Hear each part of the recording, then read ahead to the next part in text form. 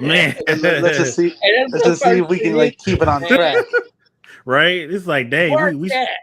we showed up for the Wakanda. We showed up on time for Wakanda Forever, the all black movie. Like, oh my god, no, You know, black the, people gonna be on With the time for one that. white guy in this conversation. with the one white guy. It's come, man. It's like shit. We were late for everything else, but we on time for Wakanda Forever. That's wow. Hey, you gotta make time for Wakanda. Yeah, we got to, especially Chadwick. This is a special occasion. Like this ain't just any Black Panther movie. This is the Chadwick Boseman send off. Yeah. That and And oh, by the way, fuck cancer. yeah, yeah. And even though this will mostly be like focused on Black Panther and Chadwick Boseman, like just a moment of like peace and just like respect to Kevin Conroy, because Yep, I heard when I heard that, man. man. That's a double whammy too. Like we have to mourn Chadwick and Kevin in the same freaking weekend, bro. Not to mention it's the same month that Stan Lee died. Like what, 4 years ago? Oh fuck! I gotta remember that too. Shit. November is not a good month at all. The follow up behind October, yeah, it's complete trash. It might be, yeah, it might be one of the worst months for sure. Absolutely, and like this, no matter like arguments about like who's the best Batman like ever, like there will never be another Batman like Kevin Conroy, who's been doing it 30 years, which was wild. It is crazy because it's like Kevin, he got a picture with Mark Hamill, and it's just and Mark Hamill just wrote this crazy beautiful speech about him. It was really short, but it was like really meaningful too. There's a picture of them together. It's like Joker and Batman. It's like damn. Because they recorded together, they've done con appearances together, they've worked together for years, and they've had to have been good friends by now for sure. Yeah. Two iconic voice actors of all time. And as well as like every other voice actor from Justice League too. Yeah. Like they had Cree Summers, what's his name? Phil Lamar. And Phil Lamar and Phil Morris and yeah. They had an all-star crew on Justice League. They've been in everything. I know.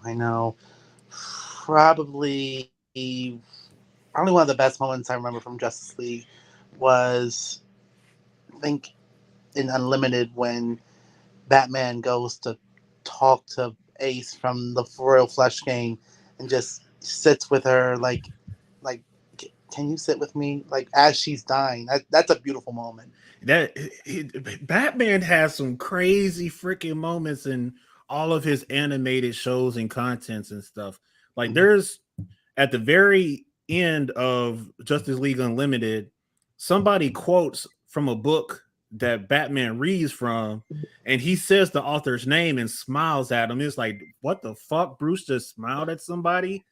As a kid, I freaked the fuck out. I was like, yo, Batman just smiled at somebody. Yeah, because as dark and as violent and as brutal as Batman is, he still has that emotional, like softer, like happier side that we rarely see. And when we do, that makes us happy. And that's what gets the girls probably. For sure. He could flip a switch in a heartbeat, man. He'll beat the dog shit out of a career criminal and then turn around and he just get in bed with Talia Ghul like it's nothing, or all these different hussy Jezebels that he meets when he goes on an outing and stuff. It's like, damn, dude. He puts the Playboy and Playboy Billionaire, man. Before I get too deep into Batman, I do want to give to King T'Challa his props. This episode is about him. Chadwick Boseman, and we're talking about the world of Wakanda in Marvel Comics and what his contributions were outside of the live action movies that we all are pretty much raving about. So you guys are now watching episode 11 of Saturday Night Nerds live streaming podcast, and without further ado, I am going to play this intro.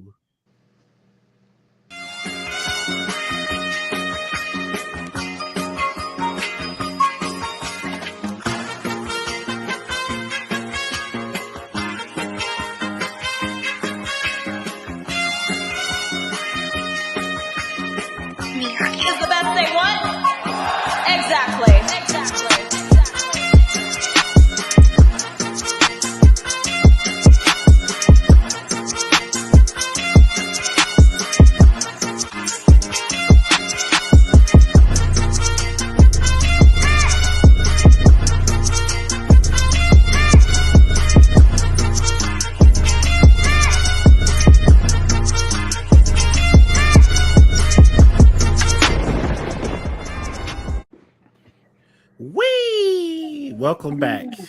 We are at episode 11, Saturday Night Nerds live streaming podcast. It's your boy Deontay the Giant. I got my boys with me. Emperor King Will and Cameron is in the house tonight. So we'll be pretty much talking about Wakanda Forever from the start. We'll talk about King T'Challa a little bit, pay a tribute to Chadwick, and also talking about what Wakanda has done for Marvel Comics. And I already see in the comments section that we got a little controversy starting to brew up a little bit. So we'll get into that shortly for sure. So I'm gonna let the guys just say hi to everybody, and we'll just talk. We'll just breeze around Wakanda a little bit. For sure, and just going, we're probably going to be like talking very deep about the movie. So spoiler alert. If anyone doesn't want to hear, if anyone hasn't watched the movie that wants to watch it, not know a thing about it, here's your chance to leave now. You can always come back and watch it later. But if not, then by all means stay and just hear us ramble. But yeah. Yep, you have been advised. I've been warned. What's good, Willie? What's up, man. Jim? What's up, Keith? What's up, Gibby? I see y'all in the comments. I can't see y'all names, but I assume y'all here. Let's see. Y'all want to just go ahead and go right into the movie review? Yeah. Mm-hmm. All right. Let's see. So first comment was, when you get to Wakanda Forever, please explain why they made Wakanda so weak. They got their ass beat the whole movie. That is definitely Keith in the comment section, ladies and gentlemen. Just so y'all know, I'm snitching. Well, if anything, they probably the Talokan have access to vibranium as well, and not to mention their numbers. I was about to say they I don't did think not. It was the fact that they were weak. It was the fact that what are they called again? The Talokan. The Talokan, yeah. Yeah. They had, technology too, man. They had vibranium and all that too. Not to mention, they live in the depths of the ocean. To live in the water pressure, at the bottom of the sea floor of an ocean, it's so massive. It's so painful. It would take. It's hard to get under there, even with a suit and just everything. But for them to be able to thrive and live under that pressure, they have to already be strong, incredibly strong. Crap, too, and man. along with the access to the vibranium, and their number is probably are twice the number as Wakandans. Yeah, so they're basically fighting like superhumans, right off bat, man. So I mean, they have the technology and all, but years of evolving and adaptation, I give it to the people that came from under the water. You know what I'm saying? The Talocons or something like that.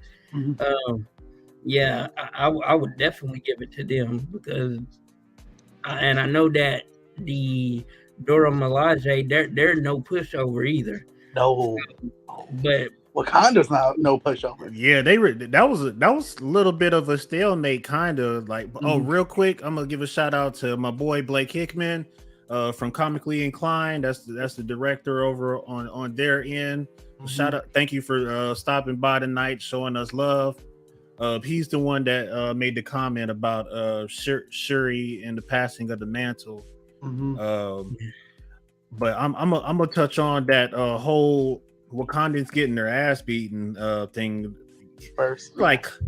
You know, their origin story that was given by the movie, the Talokan, their whole race just drank vibranium. It became this vibranium race of underwater people with Atlanteans or something. Yeah, I thought it was really cool that it wasn't like they were born underwater, that they chose to become this thing, and just try to survive and live down there. And also I thought it was really cool that how they developed and how they made it connect to like the Mayan like culture for sure.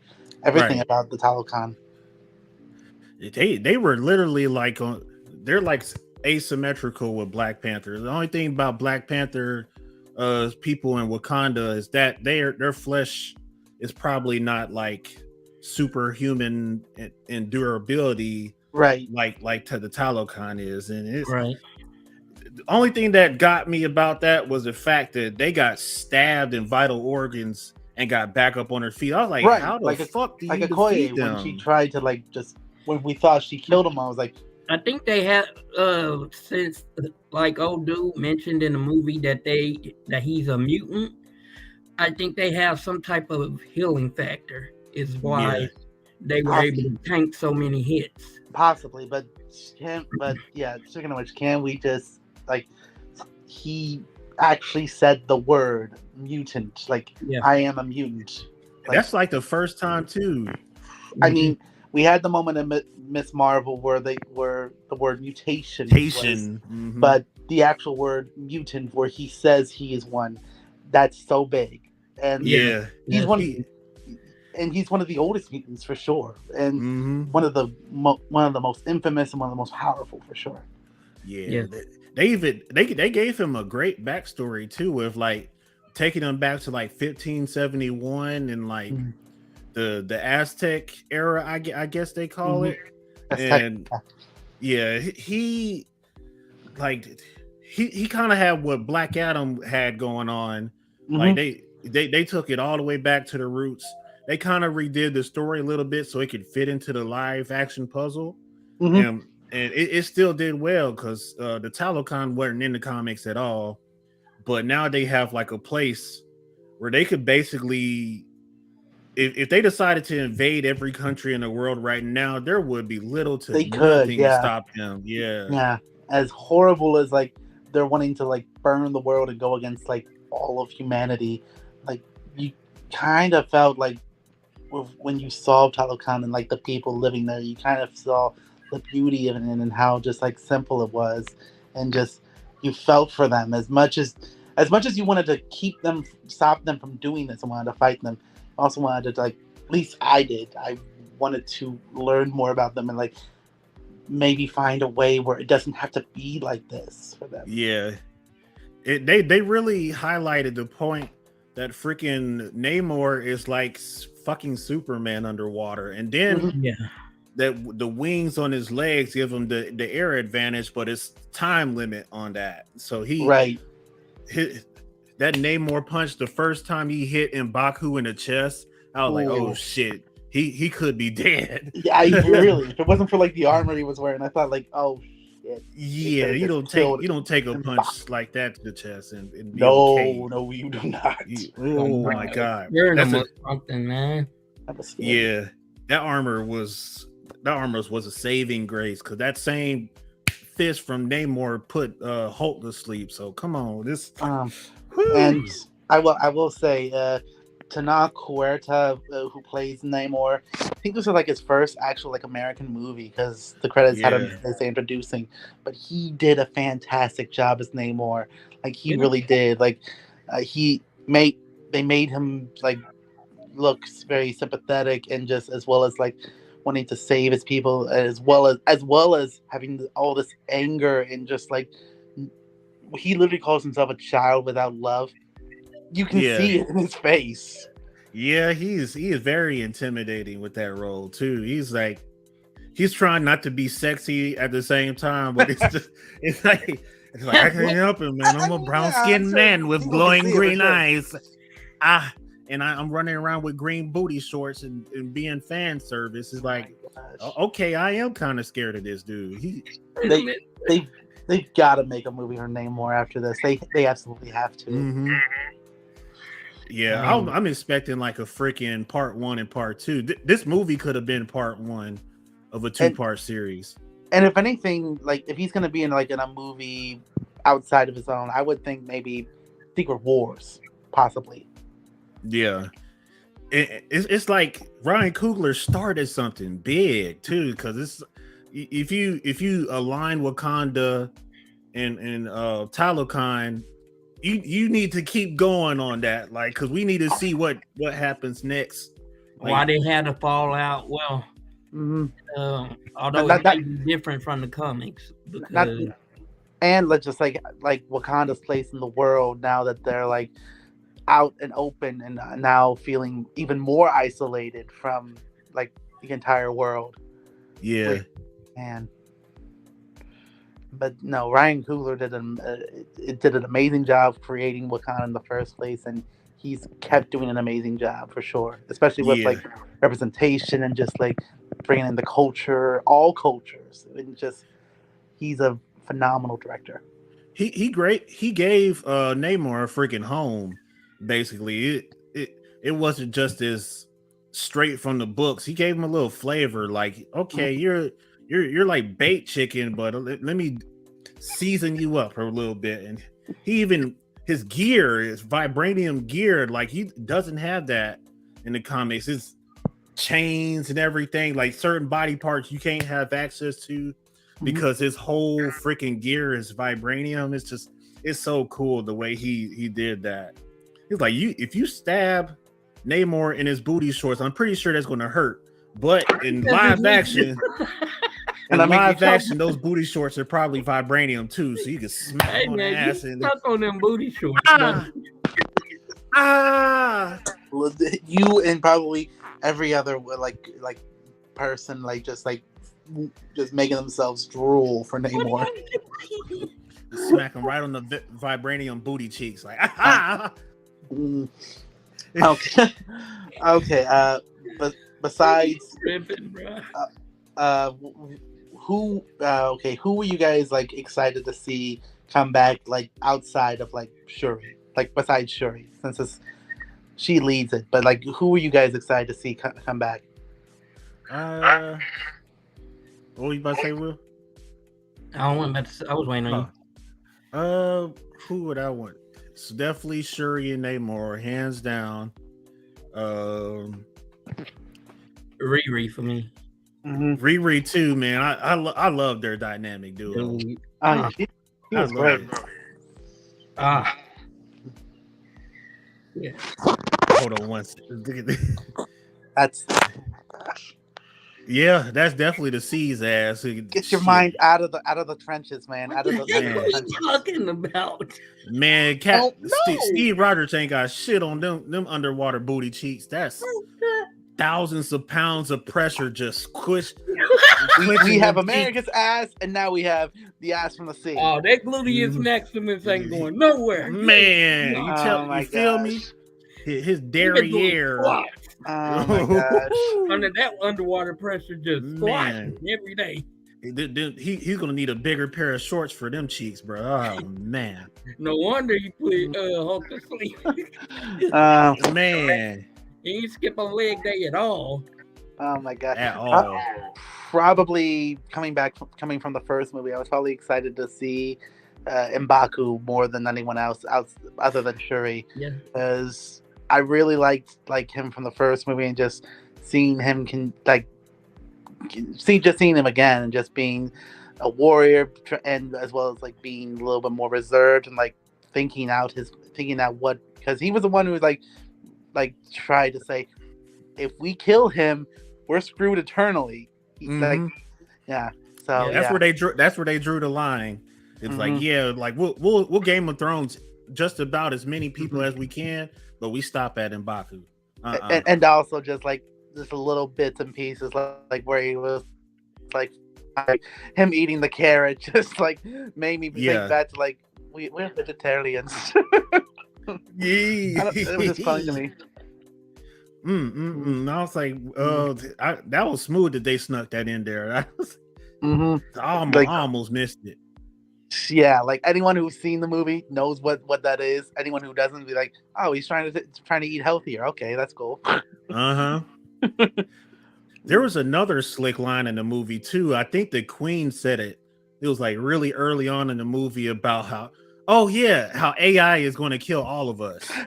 I immediately first thought to like, right Ultron. Come on, they already tried, man. What are you talking about? Ultron shot at us. Like, what? Don't play with me. Don't play with me, Coogler. I think one of my favorite lines from this movie was near the end, where it's like vengeance, where Shuri says to Namor, "Vengeance has consumed us both. I do not want to let it consume our people." It reminded me so much of Chadwick's line from Civil War. Vengeance has consumed me. Vengeance is consuming them. I'm tired of letting it consume me. I'm done letting it consume me, because that made me think of that so much. Yeah, man, dude, like the fact that Shuri almost had a freaking villain arc pop off in a movie was like, oh my god, y'all, the world ain't ready for that. No, for that to come to live action, that's bold. With everything that she's been through, I can't say I don't blame her. No. Right, but no, she's more like her brother than she realizes. And maybe even more harsh if you really motivate her. Oh no, man! Oh yeah, got a little bit of that Killmonger in there. Yeah. That's what they were talking about. Yeah. I was not. I mean, I was kind of wasn't surprised, and also like, come on, don't let him get in your head. Come on. I mean, but he was that's a conniving man. Yeah, people like hop on him and stuff. Like a lot of the villains in these movies have points. Yeah. Like it and valid. And then when you let things play out, you start to see like, oh, yeah, he was right. Yeah, like, I mean, yeah. Okay. People today still like argue like Killmonger had a very strong point. He went about it like a very dark, like messed up way, but he did have a point. And even Namor kind of has a point here too. He's just trying to protect. He's trying to protect his people, the Talokan, and if he feels he has to, he will go to war. It would be bad, but yeah, it's a very dark and messed up point. But yeah, no, you're right, Will. Yeah, this comment is from Blake. He said, "Who expected to see Michael B. Jordan pop up, and that's who Shuri's seen." I had a hunch. I kind of had a feeling that we would see Michael B. Jordan somehow, but I was hoping it wasn't going to be him like she sees in the ancestral plane. Like, yeah. Part of me had hoped like somehow that for some reason that Chadwick had like recorded some dialogue or like something for the movie, and like she would hear like what he said. That would have been amazing. I mean, that would have been sick. Mm-hmm. Yeah. Oh my god! Like, I theoretically speaking, I think Killmonger might have his very own ancestral plane, because it's like it's up for grabs in live action. You don't know what direction they're headed. Right. The fact that he has his own like throne room in the ancestral plane, and he's just there chilling, waiting for the next synthetic flower drinker to show up, and Shuri pops up. It's like, this is my opportunity to talk some shit. My way to seep my ideology into this person. Dear God. That was Killmonger. 100%, yeah, for sure. And Michael B. I mean, you could just feel like even like just seeing him and like hearing little bits of his music from the first movie, you could just feel the chills of like Killmonger. You're sitting in that chair too. I was like, oh, I know what time it is. He didn't even have to turn around. I was like, oh, fuck. It's like, it's hard for me to believe Michael B. Jordan as Killmonger, because he's such a homely looking dude. Like he's a Saturday night nerd, like just off impression with me. Oh yeah, he's a huge nerd, just like the rest of us. He's a gamer. He's into anime. He's into it all. Like, and we respect and love him more for that. Exactly. Like Michael B. Jordan, I honestly would. I don't know if he would be better as a villain over at DC than a hero at Marvel. But they kind of found him a home with Killmonger. This sequel was definitely like a redeeming factor for me. I honestly think he has the persona of a Bang Baby villain for like Static Shock. Like, he should be Static Shock. Ebon. He should go toe to toe with Static Shock. Honestly, I like that. I really. Oh my gosh, that's a good idea. And they're still working on like a Static something for Static Shock. So if they could get him as Ebon, because that'd be really good. He would kill it, because that's the personality that Killmonger had in the first movie, and it's not really true Killmonger essence, but he still sold it.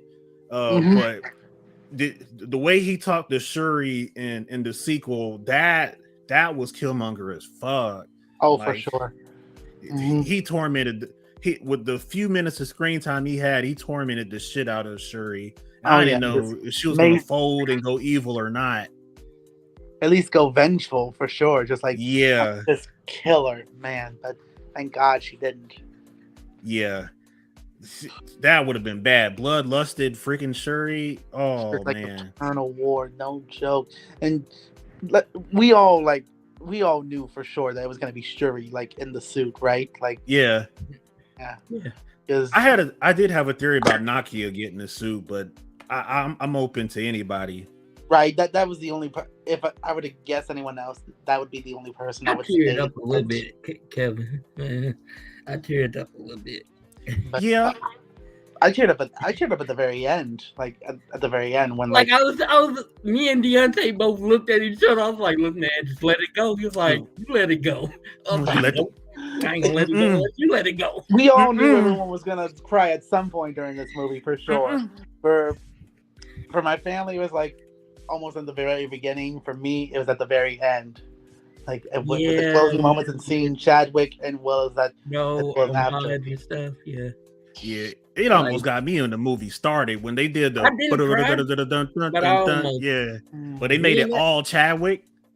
I can make a movie off of fighting my tears, and it'd be like Superman versus Batman. Them tears was almost winning. I ain't gonna wait a minute. Your mama's name Martha too? Bro. Yeah, man. Bro. Oh God. Bro. Your mama's Martha too? That's the forgetful judgment apparently. But still, oh man. But y'all grew up on Wick too? What? No way. You had a dog too? You had a dog too? What was your dog name? Ace. No. Bro. Driver's license. You got one of those? Yeah, bro, I do. Oh gosh.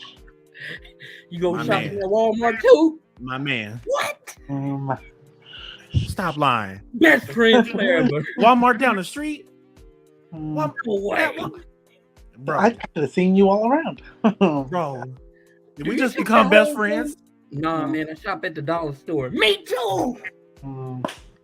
Bro. I will say one of the more surprising parts of Wakanda Forever was seeing Julia Louis-Dreyfus not only as Valentina Allegra de Fontaine, that thing's going to be a mouthful no matter what.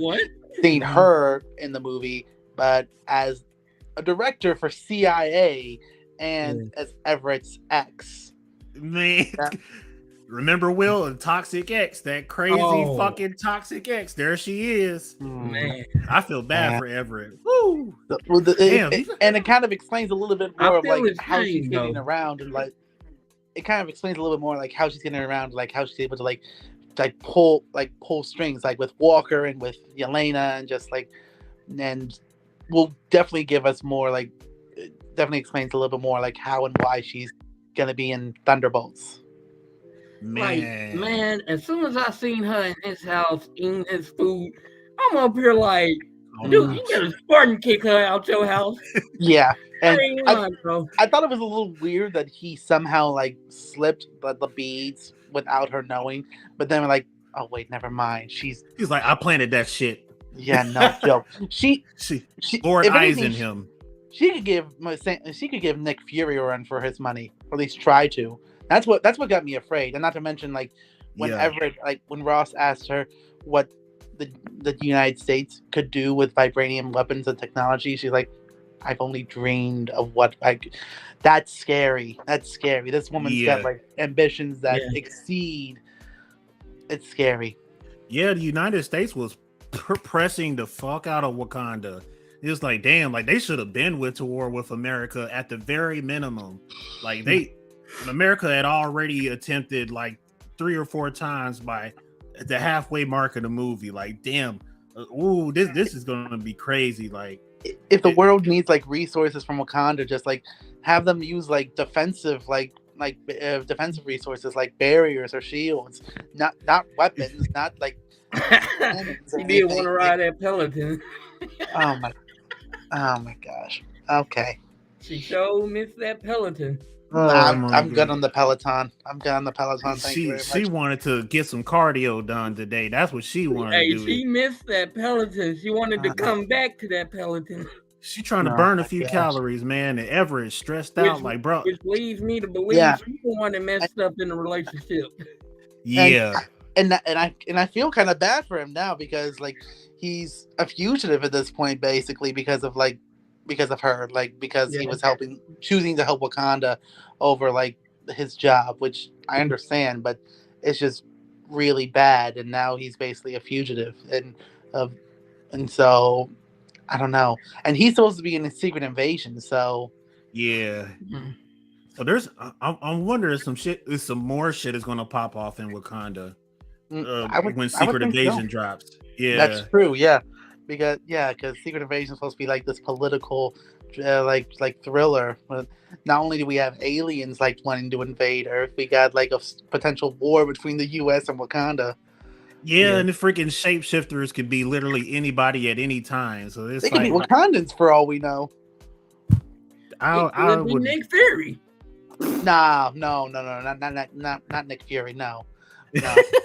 Granted, that happened in No Way Home. Not again. I mean, Far From Home. No.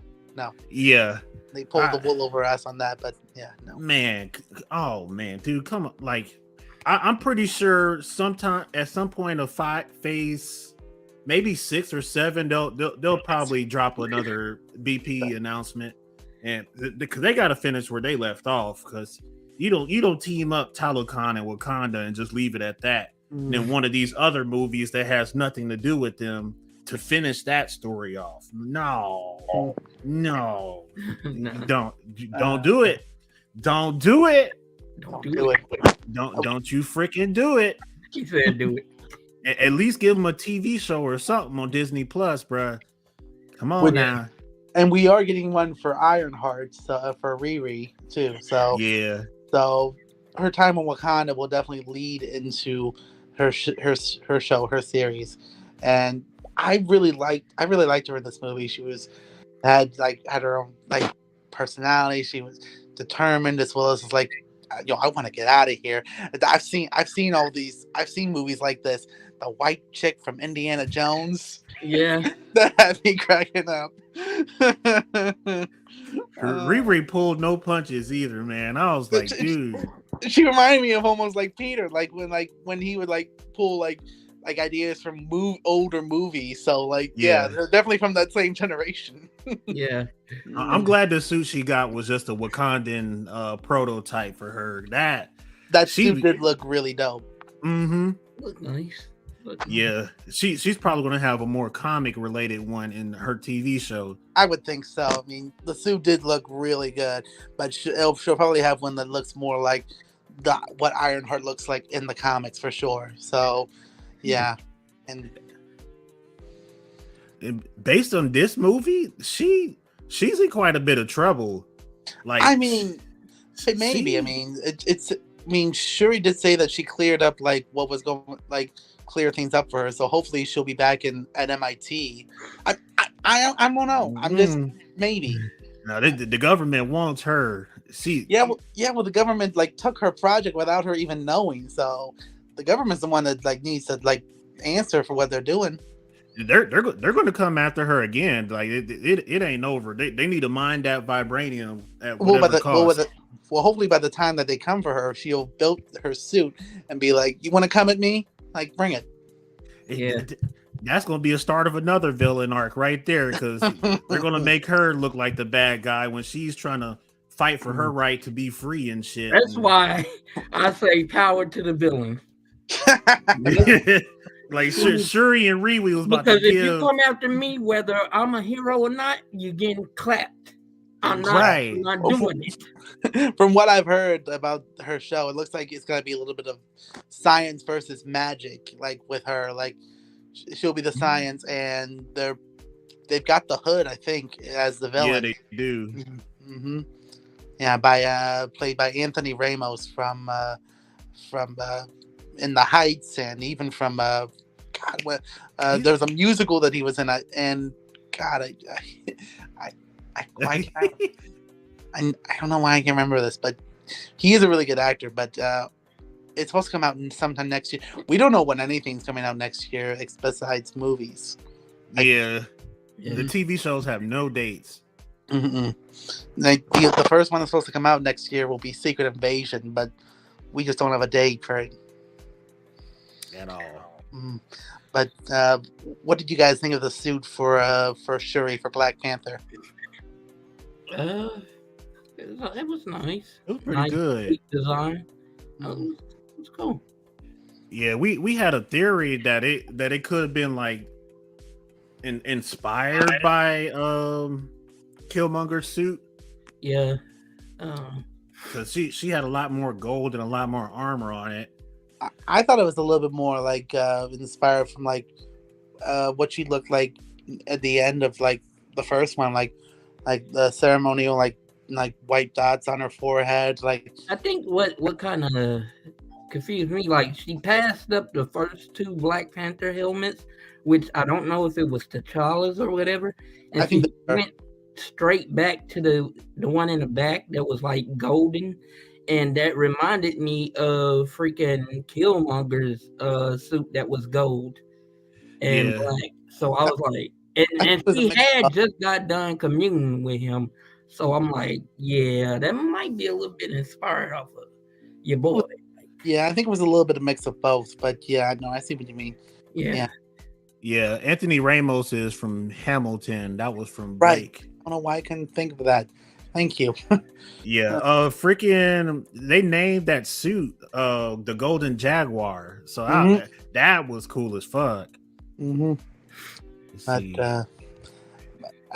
do you guys think that they'll think or try to make a third Black Panther movie? Absolutely. Yeah. There's got to be a part 2 to this, and it's got to be out within the next 2.5 years. My thing is, and I know like a lot of people going into this, they didn't want to like go of the old Black Panther Chadwick and everything, but I think he done his job. You know what I'm saying? He did what he needed to do, and we should let him rest. And this is it'll be a fine send off. You know what I mean? It's a fine send off. I couldn't ask for a better one. You know, they did a really good job. That there was no. They couldn't have done it any better or worse because it was really, they put everything into the movie, like Googler, the cast, everyone who had a hand in this movie. They did a really good job of like making sure that Chadwick knew that they poured their hearts and souls into it.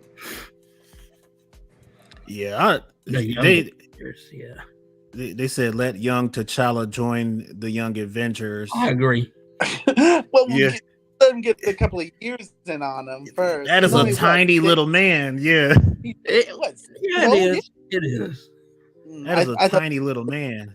I thought that was really great too. That not only because that explains where Nakia's been like 5 like all of that time, like, and just raising them. And I'm so happy to hear that T'Challa and Ramonda knew, like, so that they were at peace. They were okay with it.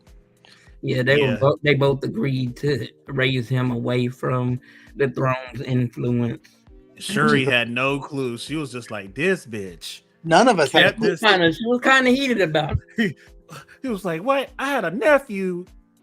I'm gonna spoil him now. I'm gonna give him all the good toys that his mom's not gonna let him play with. Yeah.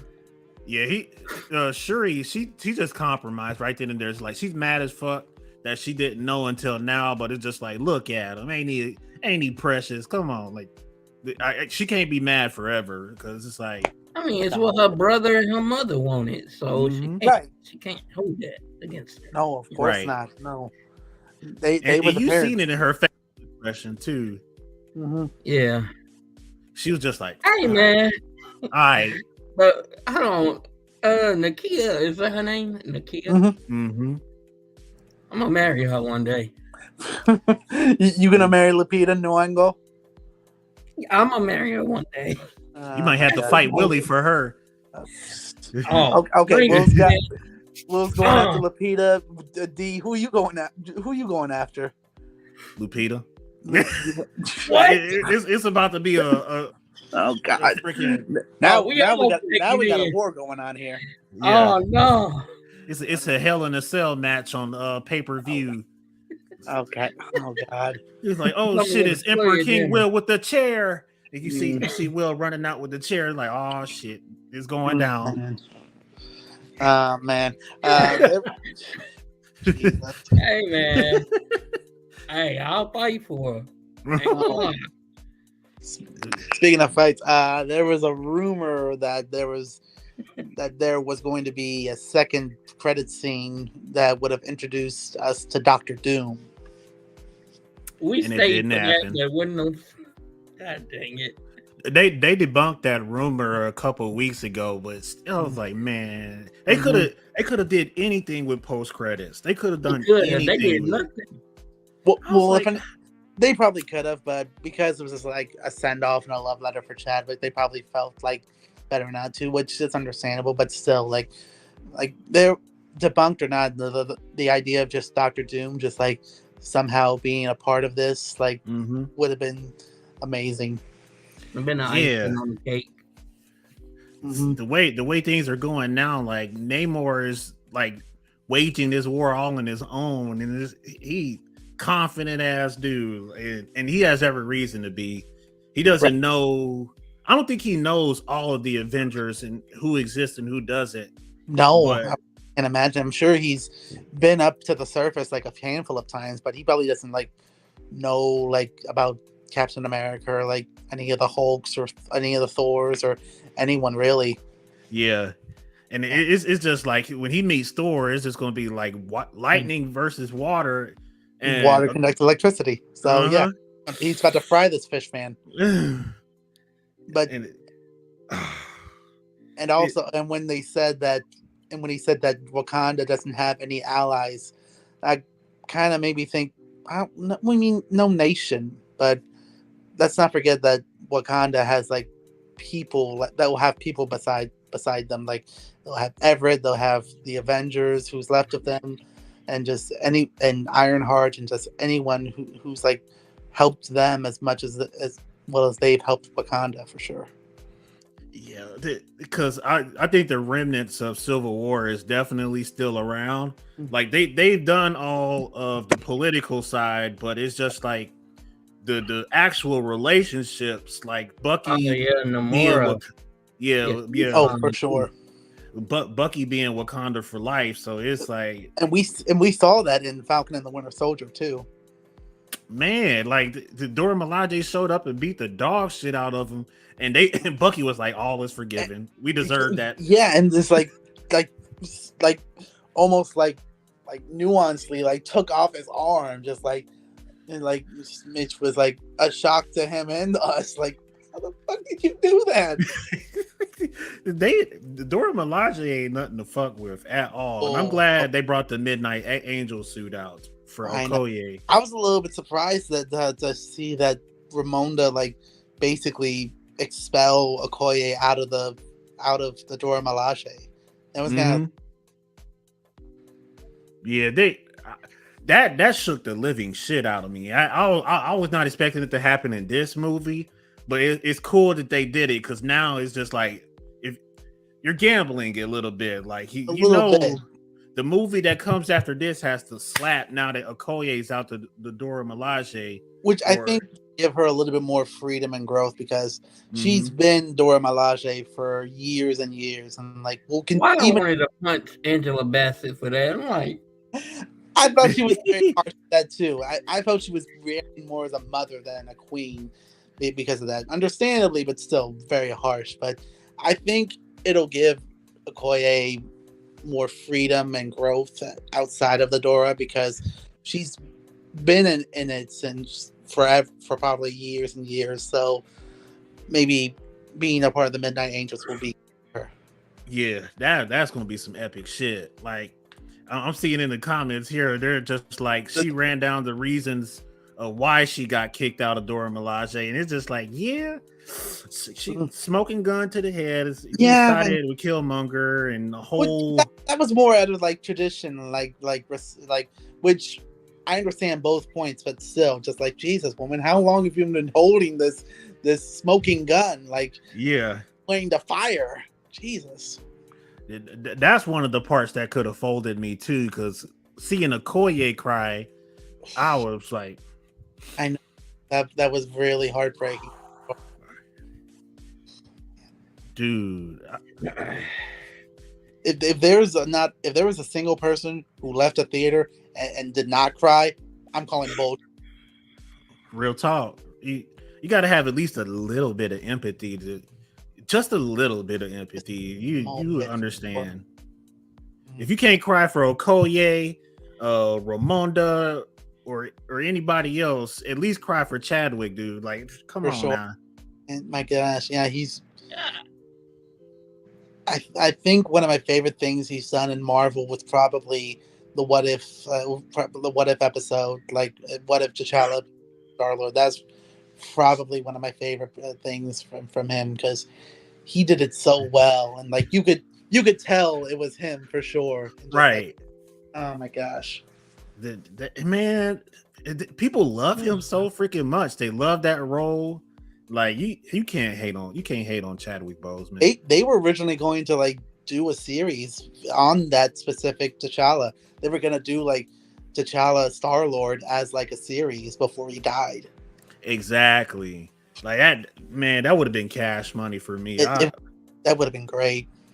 I don't care if it was live action or animated, but now it can't be live action. Yeah, and he would have made a great voice actor for himself too if they had made it animated.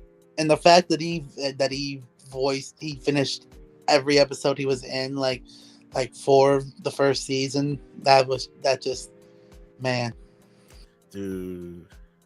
I am not ready for any more heartbreaking losses in the nerd community at all. Well, get ready, man. We've only got like a month and a half before the new year starts, and and we just lost another. So yeah, I know. Knock on wood. I do not want to jinx Mark Hamill, but please protect him at all costs. Agreed.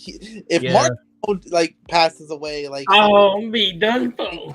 My head is going through a wall, bro. Yeah, everyone's jumping off a cliff, because not only is he the Joker, he's Luke Skywalker. Like, he's everything. He's basically he's basically like a living Bible for nerdism.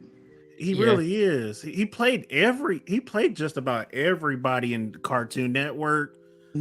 All the big deals. Star-Lord Ozai. Yeah. The Dub King. Him and Kevin Conroy, Dub Kings of their generation. I know. No greater pairing than those two. Man. And I thought it was so cool that they even like did like. Yeah, that's what I said. Why they putting it out into the universe? I knocked on wood. I'm sitting on a wood table. But still, I mean, we gotta like hope for the best, prepare for the worst. Right. Acknowledge. Yeah. What was the name of old gal from Star Trek that passed away this year too? I cannot remember her government name, but I don't even know. I've only watched like the newer stuff from Star Trek, so I wouldn't know. Yeah, we lost so many icons, dude, in the past 2 years. No, man, I'll tell you that much. Oh man, the whole Arkham trilogy was fire. You're not counting. Arkham City was my favorite. Mm-hmm. Facts. The Arkham games are some of the definitely the best like Batman games, and some of the best games in general. Yeah, hands down. Like as good as Gotham is, like it will not top any of the Arkham games. I will say. Nah. Dude, I invested so many hours in those games. It's ridiculous. I'm thinking about getting it though. You've never played them? Who, me? Yeah. No, I played all of them. I'm thinking about getting Arkham City, man. Oh, well, I'm about to say, if you haven't played them right That'll now, bring up so much nostalgia for me, man. Thanks for coming out, Blake. Appreciate you, bro. Have yourself a good one. Yeah, I know. I've thought about going back to play the Arkham games too, but I got too many games to get onto myself. Yeah. I still haven't started Frontiers yet. What? I still haven't started Sonic game. Yeah, the new Sonic. Oh, I've been meaning to get to it, but there's so much shit going on. Like man.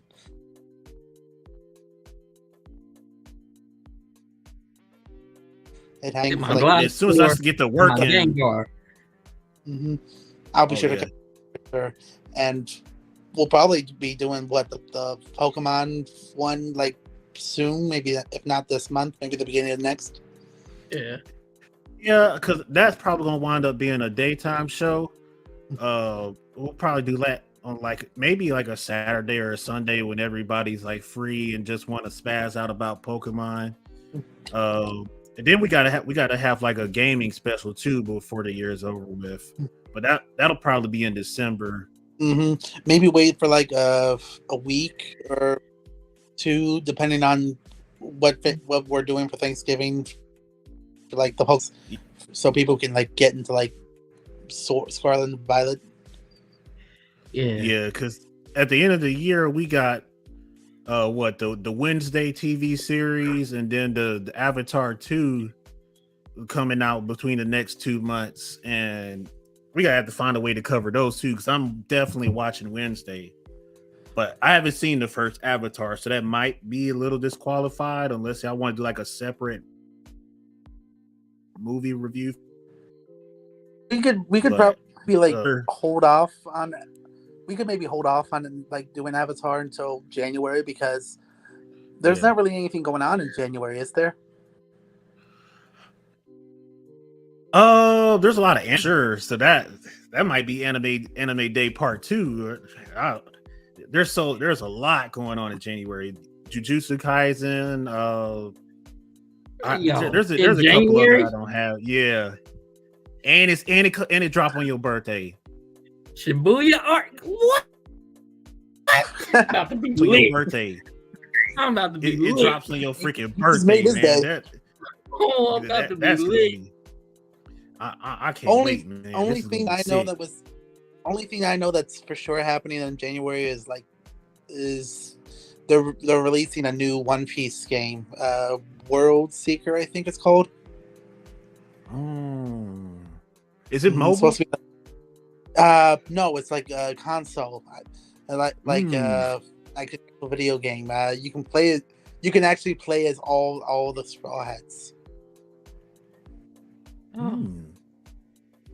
That could be a little bit fun, because a lot of people are gonna go straight for Zoro right off the bat. I'm going Team Luffy. I'm Team Luffy, man. Bunch of Zoro riders, man. God dang, man. If my Zoro riders. If you say that, she will cut you down. She loves Zoro. Who? My cousin. She's in love with Zoro. I got her hooked on One Piece, and now she loves it all. Why Zoro though, man? Zoro's cool, but man, he'll never steal the spotlight from Luffy. You should have got her hooked on Law or anybody else. She hasn't gotten that far. Oh, okay. So there's still hope. There's still hope. Yeah, she's still like in the after pieces of like Skypiea. Okay, there's still hope. Oh, she made it to Skypiea? Well, she's right now. She's in like the anime only like naval base like arc right now. She hasn't gotten further than that. Okay. Yeah, the freaking One Piece fan community is split on Luffy. Like, there's a moment in Arlong Park where he gives Nami the hat, and she's like, "Will you please help me?" And when he says, "All right, gang, let's go do the thing, and everybody's just in a gangster pose, like, all right, bet. And that was the most badass scene in anime. Like, so they were about to go and whoop Arlong's ass. That was so cool. Yeah. And Luffy was like taking charge of that whole scene. And I was like, that right there was like, Luffy's my dude for life. Because before that, he wasn't like Zoro was trying to tell him, like, he wasn't living up to that captain standard. You know what I mean? He needs to learn how to take charge more. Make a decision and stand by it no matter what. As hard as that was, like when that moment came, is very true. Yeah, for sure. Yeah. Luffy was just waiting for her to be a little bit humble enough to ask him for help, and he was just like, say less, baby girl. I'm gonna bust Arlong's ass. At this point, I'm just waiting to hear, like, either waiting for a trailer or a release date or something for Netflix's, like, and just praying to a god somewhere. I don't know if y'all been keeping up with One Piece on a weekly, but it's getting so close to that one part, boy. Some things I haven't kept up with it too much. I am anticipating the whole internet to blow up. Dude, man, we are anticipating the hell out of that. That's either going to be the greatest moment in history, or it's going to be the biggest roast session of all time. It's got to be the greatest. Hands down. They got to go crazy with the animation, with the music, with everything. They got to go all in on that. Without a shadow of a doubt. They're going to have to. And, I mean, the anime, it's been getting better over the years, because they started, like, the early 2000s. Like, so, yeah, it's been an ever evolving, ever continuing, like, just evolution of just everything for them. Yeah, because they, right when they got to the Land of Wano arc, that's when the animation started kicking it into high gear over at Toei. More so, yeah. You check the comment, DJ? Let's see. Zoro strong. He don't even use devil fruit. If he used devil fruit, he might be strong. Ooh. I doubt it. It takes years of practice with devil fruits, man. Like, dude. Just as long as it takes to practice, like, sword fighting, like and sword hockey and all that. You know what's crazy is how many years it took Luffy to learn the rubber component of his fruit. He doesn't even know the real name of his fruit and what the actual power is. He's been freestyling and trying to control it for almost 20 plus years, and all he's doing is just stretching and transforming. There's probably so much more that he hasn't even tapped into. And it took Luffy forever to get to that point. Yeah, just wait until Luffy goes into God mode in anime. Like, seriously. Yeah. Kaido's gonna get dragged. Yeah, Roman Reigns thinks he's God mode. Just wait for Luffy. Right there. Luffy has finally joined a broken conversation with the only devil fruit I say would be best for Zoro is a compass devil fruit. Like, help this dude find his way. Help him. Let me know. Give me an internal compass and let me know which direction I'm going. And he'll be set. He don't need to be more stronger than that. He good. Yeah. He just needs direction. Yeah. Yes. My goodness. He is one of my favorite swordsmen in anime of all time. I will give him that. Oh yeah. He's in my top 5 swordsmen. He could probably go toe to toe with any Soul Reaper in the Seirei. Man, and I really want to watch that film Red. From what they saying, they're like, you know how they said, like, Shanks with one arm can't beat Mihawk. From what people saying that they saw in the movie, they saying this dude would probably murk Mihawk with just one arm. And hockey. I've heard the movie's really good. I haven't seen it yet, but I've heard it's really good. Yeah, I may make an attempt to go see it, but I'm after this long weekend, I'm gonna relax a little bit. I do want to come back to Twitch streaming next Sunday for God of War, so I'm gonna have Will guide me on that, and then I've heard God of War Ragnarok's really, really good. I can't wait, man. I picked that gameplay of it. Granted, full discretion, I've never played any of the God of War video games. What? I never had a PlayStation. When I was a child, I would sit and watch Deontay play God of War, and I just there you go, yeah. And I never had like a place.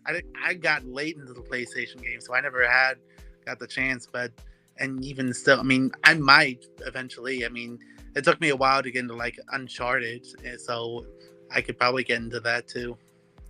Yeah, I played PlayStation from the jump. It was either Nintendo or PlayStation. I didn't even touch an Xbox until Will got one, and it's just been Halo, Half-Life 2, and those classics. Man. I grew up on Nintendo, history. So that was it for me until like I think it was 2015 where I decided to get like PlayStation 3 and 4. So I could play like all the classics as well as like the newer stuff coming out. I'm so glad I got the Switch. Hey man, be ready next week. Be ready. I'm trying to get on these horror games. I still need to add you. I probably need to like put out my code for on the group chat. How's the new PS5 coming? How's it work?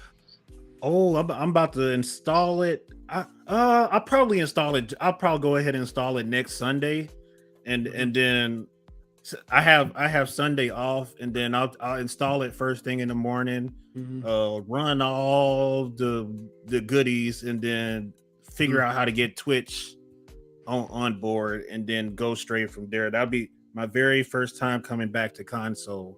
Right. Yeah.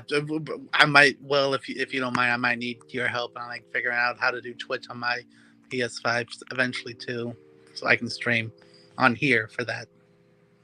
Yeah, Will is definitely the Twitch guru that we got. Not a Twitch guru. I'm learning myself. You know more than us, that's for sure. A whole lot more. So do you just have God of War for PS5 so far, or have you got anything else for it yet? I'm gonna go back the same day that I pick up Pokemon Scarlet and Violet, and I'm gonna get Modern Warfare 2, and I'm gonna pick up I might pick up Gotham Knights as well. It just depends. All right. Probably if I were to suggest a few things, you've already played like the Spider-Man games on the PS4. Yeah, I sucked. That's fair. I mean, I still got them on 4 and 5, so I've got them on 5. So, but I would suggest getting Ratchet and Clank, Rift Apart, because the Ratchet and Clank games are really good, and I think that's one of the best Ratchet and Clank games for sure. And that and Horizon Forbidden West for PlayStation 5.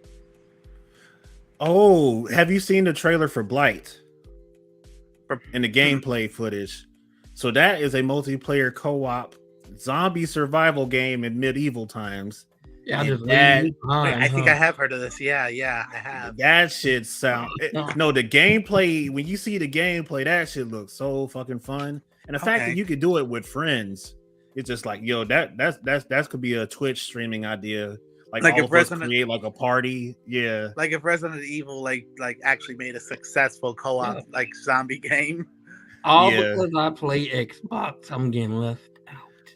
A little bit, yeah. It's weird that me and D are like the PlayStation buddies, and like you're all with an Xbox. I'm sorry, man. I never got into Xbox. I never saw it. The only games I would ever want to play from Xbox are, I would think, Gears of War, because those do look really good and fun. We got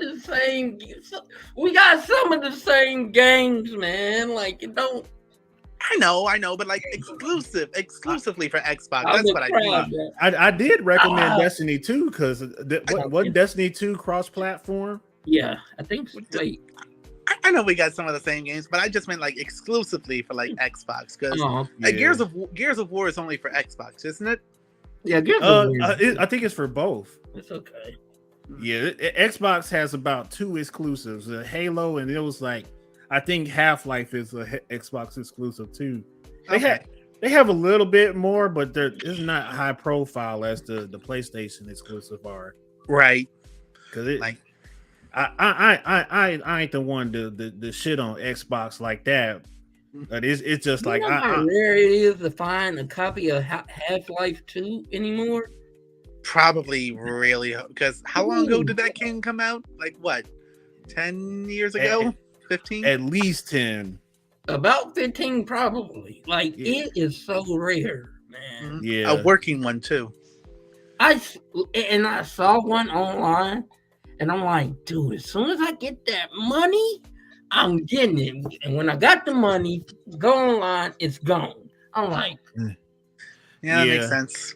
I'm trying to do my absolute best to just get rich as soon as I can, because it's like I want to be able to just grab a console at whenever I feel like it. And I mean, who wouldn't want that? But yeah. Hey, shout out to Redneck up in here. What's up? Oh yeah, what from Twitch? Yeah, my guy. Is that a dragon? No, it's like an octopus. It's an octopus. Interesting. Is he getting sushi or something? I guess he's doing the wave. I don't know. Really weird wave. Man, that is next level emoji game, right? Yeah, it's next level. Yeah, it is. Yeah, I don't think that outside Xbox could have more. They fully make Bethesda exclusive. Yeah, they probably could. Yeah. You're right. Mm-hmm. I don't think there's much. The only game that I can think of, like games for next year, that immediately come to mind that I'm wanting to get is like the One Piece one I mentioned and Forspoken. Have you guys heard of it? It's kind of like this open world, like story driven, like game where someone from like a young girl from like New York is brought to this world and like has magic and powers. If you look up the footage, like the gameplay, it looks it's really cool, and like she can move and like sprint at really high speeds and really fast, and like can like defeat enemies, and like it looks really cool. And they got a few people in it for sure. Yeah, we need some trailers and gameplay footage to get dropped in the Facebook group. That's what we need for sure. Yeah. Mm-hmm, yeah. Anyone here who like anyone who's watching, like any of us, like knows like a good game trailer footage that they want us or like y'all to play, like anyone, like drop them. We don't care. Like really. Yeah. I think the only thing holding me back from getting a PlayStation is $500 dollars. Well, yeah, that and just making sure it doesn't vanish within like a day. Right. Granted, that's not happening as much anymore, but still. Yeah, I don't want to ball like that this early in the game and just have all these freaking consoles and can't even play them. Oh, that is right. You do got all the consoles now. Now I got PS5 and Nintendo Switch, Xbox. Yeah. Okay. I think I've got you. You forget who my uncle is, though. My uncle sees a video game, it's a wrap for everybody in that house. So that's why I do my absolute best to stay away from games for as long as I did. Yeah, not possible nowadays. Yeah, but I think I've got you guys beat. PS5, PS4, Wii U, Switch, and a 3DS still, and a GameCube. That works. Yep. Oh, GameCube. Mm-hmm. Soul Calibur, man. I remember. Yo, OG Soul Calibur on the GameCube. Remember that, Deontay? And bro, playing Links or Spawn when. Oh, dude, I love playing. And then Aaron used to get beat all the time and get mad to go home and tell his mama. Like, what was he supposed to do? Oh boy. It's like, bro, he was gonna tell on us if we won and got an attitude about it. It's like, you gonna tell no matter what. I hate playing with this kid. Okay, so random question: did either of you two ever hear for a GameCube game called Ty the Tasmanian Tiger? I don't think so. That was mentioned to me yesterday. It's like a very old GameCube game. It was like a platformer similar to like Spyro and Crash Bandicoot. It was really good and like a classic game. And they only made like 3 of them, and they've even like did like a remastering for the Switch. So you could probably like get it for the Switch too, because they're really good games. And so underrated. Like they only made 3 in like the 2000s, and they never did anything more with them. They could have been as big as they could have been as big as Spyro if they pushed the envelope. I love Spyro, man. Honestly, GameCube never missed with me. I tried my best to own every GameCube game that came out. Like I had True Crime, Streets of LA, all the football games, Sonic.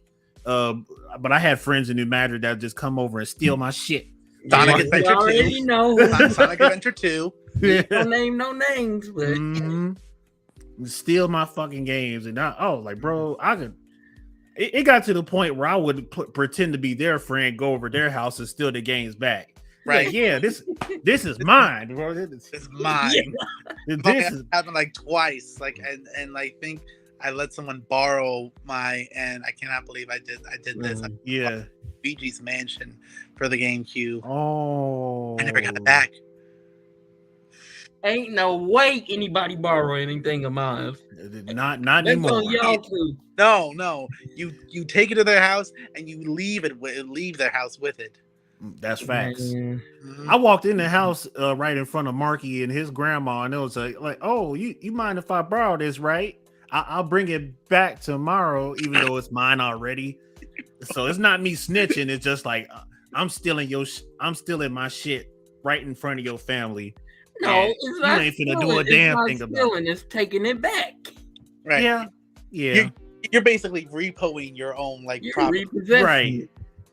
Because it wasn't, in some cases, it wasn't really a steal on Marky's end. Like he would borrow his shit and he would do everything in his power to keep holding on to it. Yeah. And I'll just like run up in his house. I lost it. Run up in his house and get that shit back. You lost it? You lost it? He'd come up with all types of stuff. It was one point I went in his bedroom and started flipping shit over just till I found it. Where is it? Where is it? You tell me where it is right now. He have a bookshelf over. I just pushed the shit over and just there it is. I think me and Deontay was like the pettiest kids on the block, man. We was hell on wheels. You was come to us, we gonna get you back in a way that you do not want. Like, nah. I love when kids stole from us because it was easy revenge. It was like, we know you did it, so now we're just gonna have an elaborate scheme to fuck you up and get our shit back. We wouldn't even get into fights with the other kids. It would just be like we'd snatch our shit back right in front of them and their family, replace it with some bologna or something in their console. I don't want to know. I'm good. Yeah. Oh my gosh. People were stealing fucking Yu-Gi-Oh cards and Pokemon cards from us. It was bad. I'm not letting anyone touch my Yu-Gi-Oh cards. Don't. I still got a bunch. I got decks like I could probably play with. I got about 5K cards, man, like something like that. I've definitely got a good couple of valuable cards, but I definitely have like decks like made for where I could, if I wanted to, I could play them. Like I was really big into like GX growing up, and I fell in love with like the Elemental Heroes and the Neospatians. So that's probably the one deck, my favorite deck. My favorite deck would have to be the Dinos. Like when they came the dinosaurs, out. Yeah. Ultimate Conductor Tyranno and all that. It was just unstoppable almost. Like close second for me would probably be just like easily Dark Magician. Yeah. Blue Eye. That was mine. My favorite deck was the OG Yugi deck. I ain't never made it past that. No shame in that. There's no shame. Hey, there's a reason he was the king of games. Right. Yeah. And I had 2 out of the 3 Egyptian god cards, and I was working on getting a third, but which ones? I had Obelisk for sure, and it was either Raw or Slifer. I got plenty of those. I love Obelisk and Scyther. Raw was cool too, but it was aesthetic wise, it was Obelisk and Slifer. Yeah. Yeah, I can see that. And I always liked Red Eyes over Blue Eyes Dragon. Me too. Blue Eyes for me. I don't know. No, that's fine. I like them both, but the only reason I chose Red Eyes over him was just because Joey was that dude. I love Joey, man. Joey is my dude for life for that. Oh, he's still by Yugi's side. The dang old whack New York voice, that whack Bronx voice, man. Like that reminds me of freaking Keith. It was almost good. But then I'm like, it'll be certain things he's saying, I'll be like, ugh. Yeah, Keith was the cringiest one for me. He came in with that American flag bandana. I was like, oh fuck. Oh no, America. Like, oh shit. Yeah, and then when they did like the American like dub scene where Keith jumps over like everyone else and like goes for Pegasus, and he points his finger.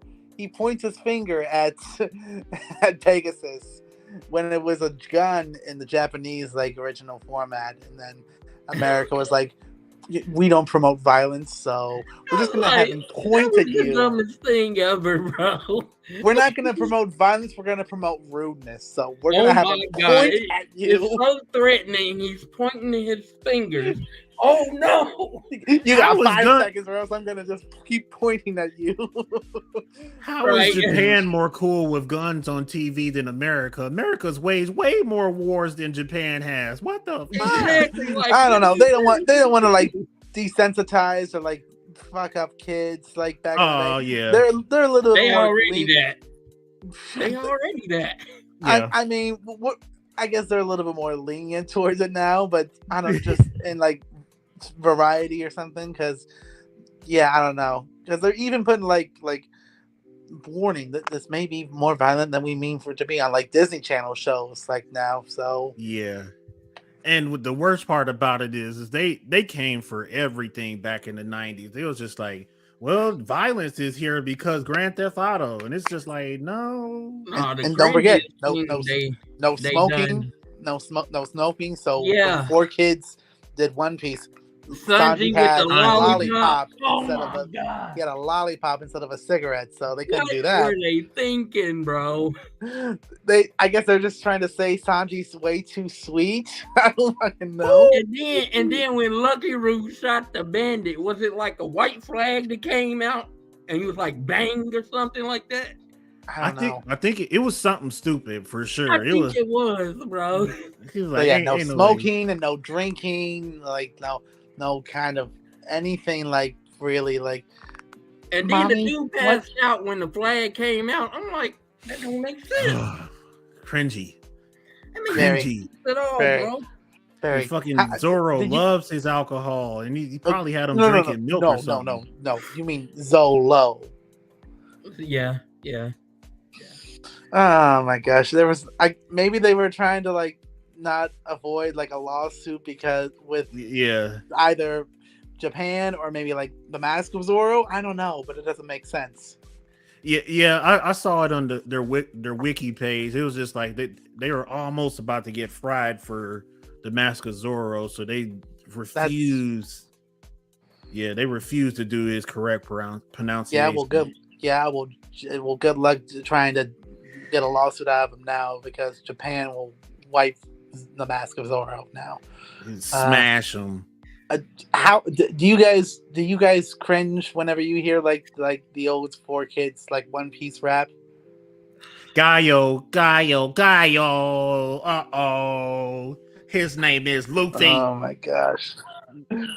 Jesus. Why is it so catchy, man?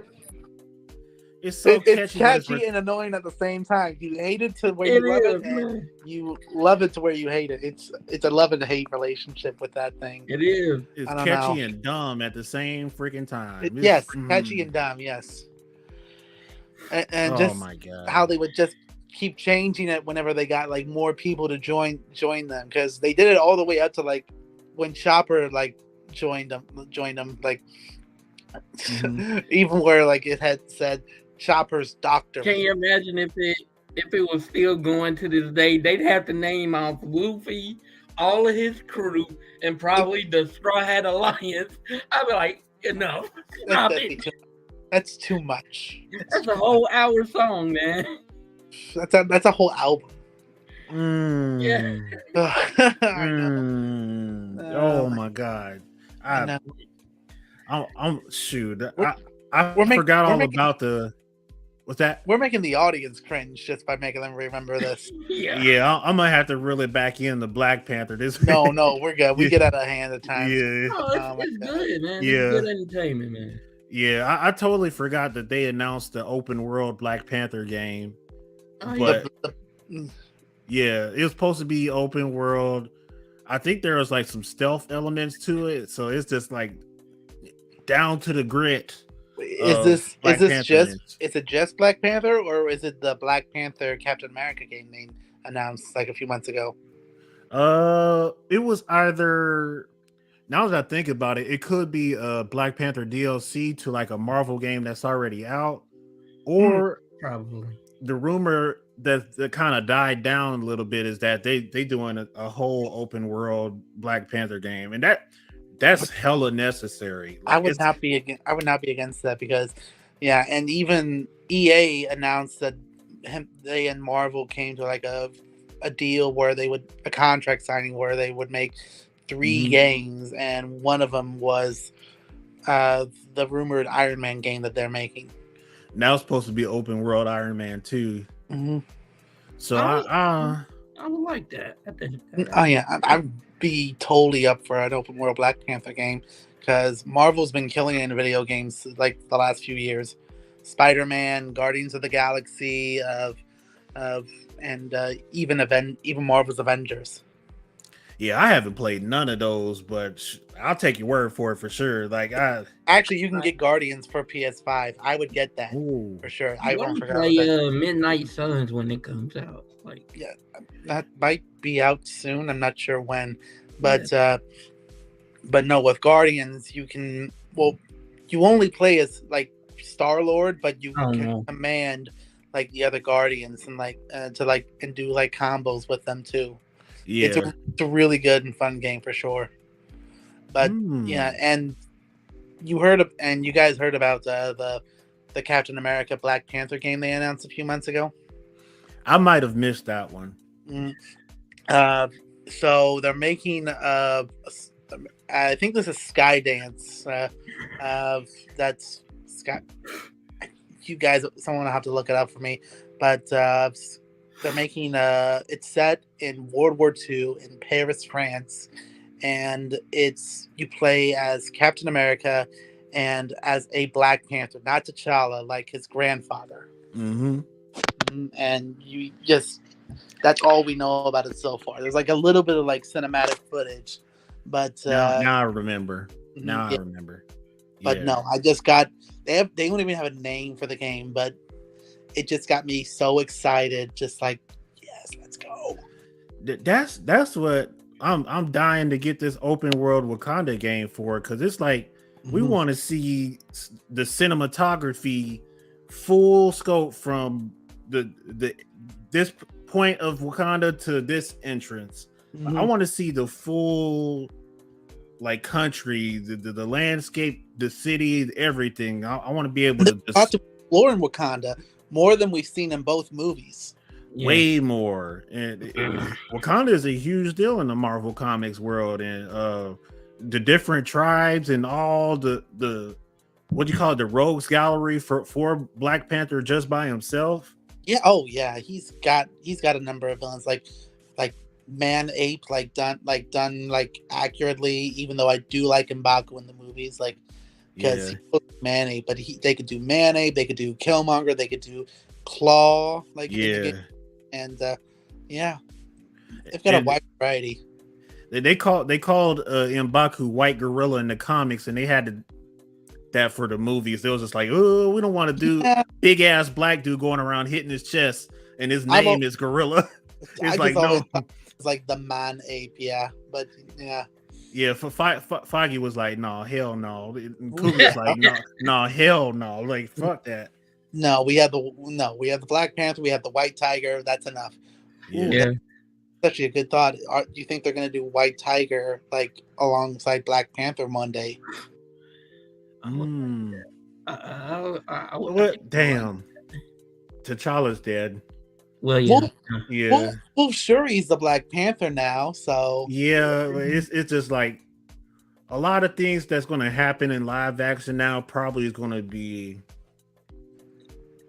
out of reach for what the end game goal is for what Feige wants, like because he want to set up Secret Wars and Kang Dynasty. He also potentially maybe setting up like the crossovers with the symbiotes, and one day get into the King in Black storyline. Like, dude, their hands are going to be kind of tied with all these individual characters, and that's going to be the shitty part of it. Unless you get like they do go toward the King in Black storyline, I'm gonna be, and they do it right. Man, I'm gonna love Marvel even more. Right, but they would have to like symbiote like venomize a lot of characters for sure, which would be really, really cool and terrifying to see. Yeah, that's gonna be tight though. And they need to let loose on the murdering too. Like don't like off-screen kills anymore. Let them eat. Let the symbiotes eat. Right, and this Black Panther is excused for that one because of Chadwick, of course. But I know what you mean. With T'Challa, the character being permanently dead now, it's just like you can't even put Chadwick in the astral plane, and that is also tying their hands too. So it's just like, damn. Well, there's only so much that they can do. Like some things are out of their control, which it sucks, but it's understandable. They could probably CGI it, but maybe. But I wouldn't do it. I wouldn't do it. I don't know. Some movies have done that. I know the Hunger Games did that in one of their final movies with an actor, and I know that Ghostbusters Afterlife did that with Egon. They did that with Fast and the Furious. With Paul Walker, right? Yeah. Maybe they did at the end. Damn. I don't want no smoke with that. As a young rookie director, I know better. I fucking know better. Somebody be at the hotel waiting on my ass. I think shit all sweet when I come home and make someone look younger that is old, yes, but do not CGI someone that is dead in real life. No. Do what they did with Mark Hamill, because Mark Hamill came back as young, sexy Luke in fucking Mandalorian. Yes. I still don't know how the fuck they did that, but that was cool. Yeah, that's what I'm talking about right there. Like, I'm not talking about, as of now or anything like that, but right. But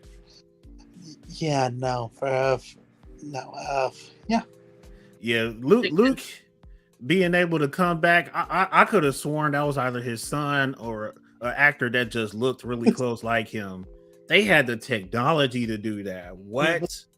That's Star what Wars saying, crazy, man. They can do it.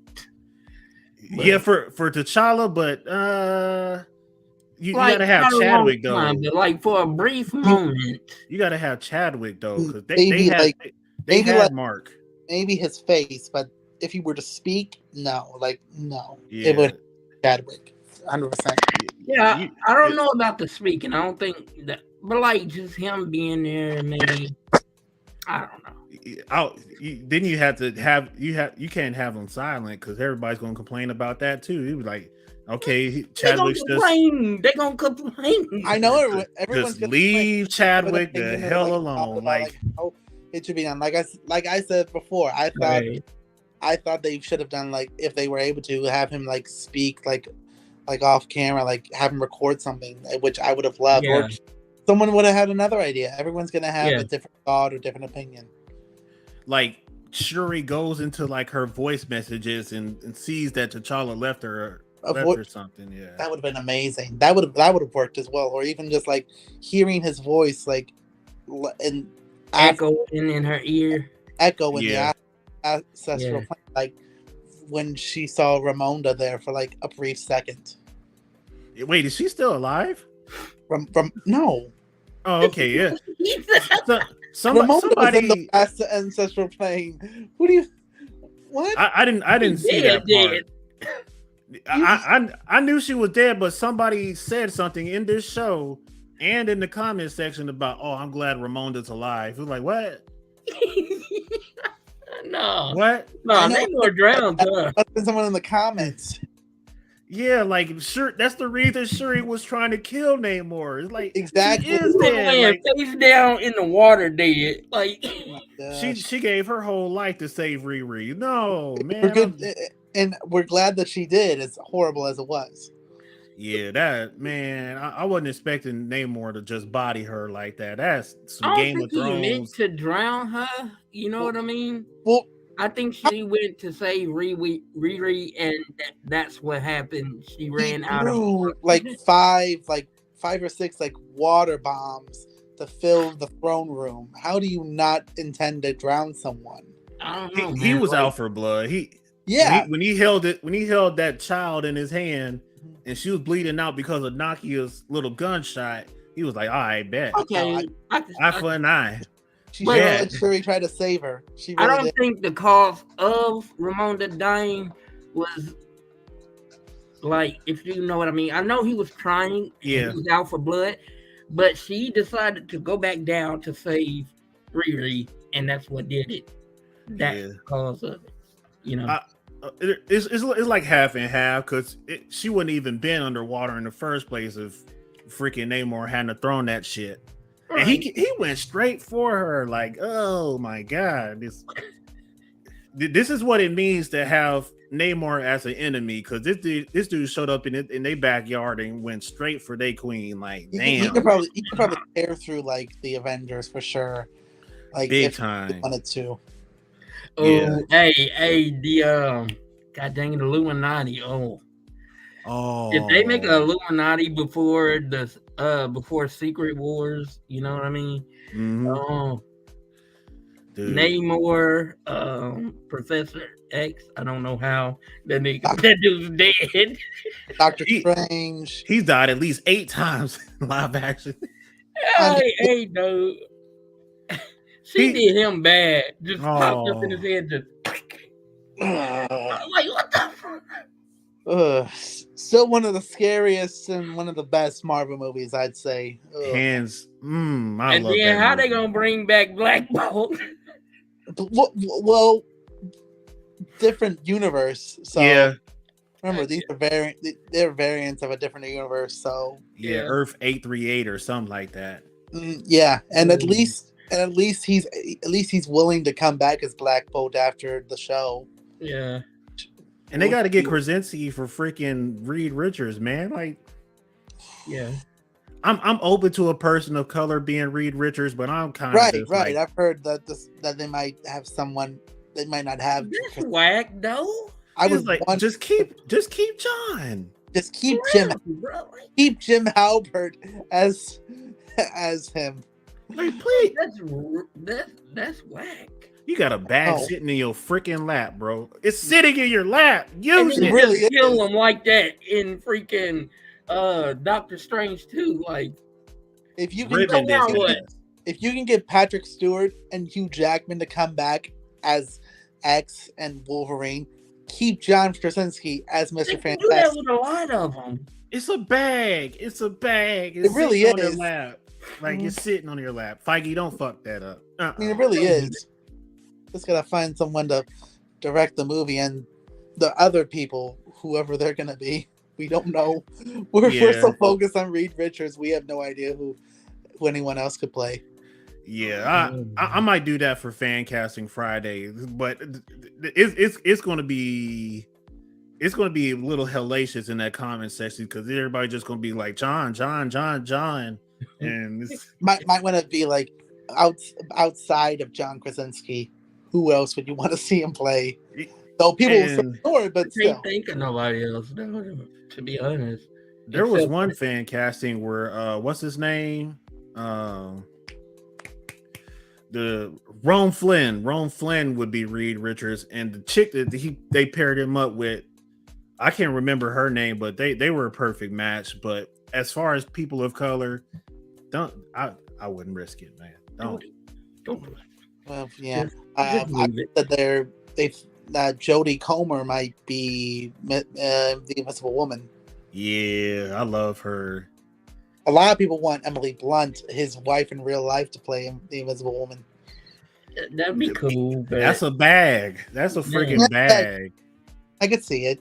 I just don't know. They would have real chemistry, though. Think about that. They freaking bag. Chemistry. Man, I just don't have a clue who would play the Human Torch or the Thing.